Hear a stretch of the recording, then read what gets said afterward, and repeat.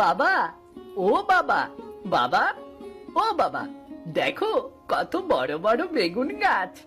এমন বড় বড় বেগুন গাছ তো আমি আগে কখনো দেখিনি। এই, এদিক ওদিক না তাকিয়ে সোজা হাঁট। চোখ মাটির দিকে তাকিয়ে হাঁটতে পারিস না? বাবা বাবা, দেখো গাছে কত বেগুন ঝুলছে। চলো না বাবা, আমরা বেগুনগুলো পেড়ে আনি। আরে, তোকে বলছি নিচের দিকে তাকিয়ে হাঁটতে, আর তুই এদিক ওদিক কি দেখতে হচ্ছে রে তোর? বলতো। আমি কি দেখছি? তোমাকে শুধু বলছি বেগুন কটা পেড়ে আনতে, তাহলে তোমার আর তরকারি কিনতে হবে না। আমার তরকারি কেনার চিন্তা তোকে করতে হবে না।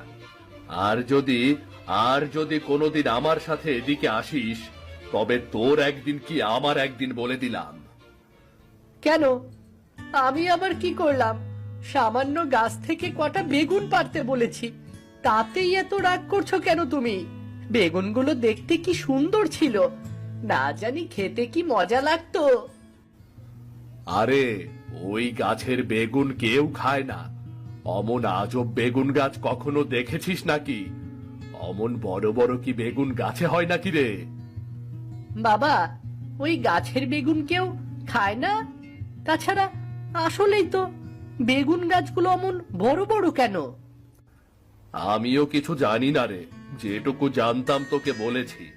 এবার চুপ করে চল, একটা কথাও বলবি না।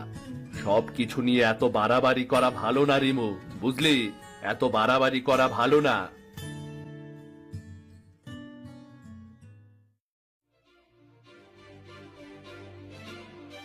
গিন্নি, ও গিন্নি, কোথায় গেলে? কোথায় গেলে সব? এদিকে এসো দেখিনি। কে গো, কি হলো? অমন চিল্লাচ্ছ কেন? তোমার এই পাজি ছেলেটা আর যেন আমার সাথে কোথাও না যায়, এই বলে দিলাম। কেন? রিমু আবার কি করলো?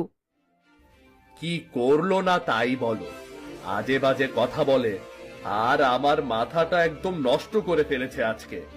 সব সময় শুধু বকবক বকবক করতেই থাকে, করতেই থাকে। কি রে, কি করেছিস? তোর বাবার মাথাটা এত গরম কেন রে? চল ঘরে চল, আজ তোর বক বক করা বের করছি। আরে মা, আমার কথা তো শোনো আগে, তারপর সবাই মিলে আমার উপর রাগ করো, কেমন? আগে ঘরে চল, তারপর সব শুনবো।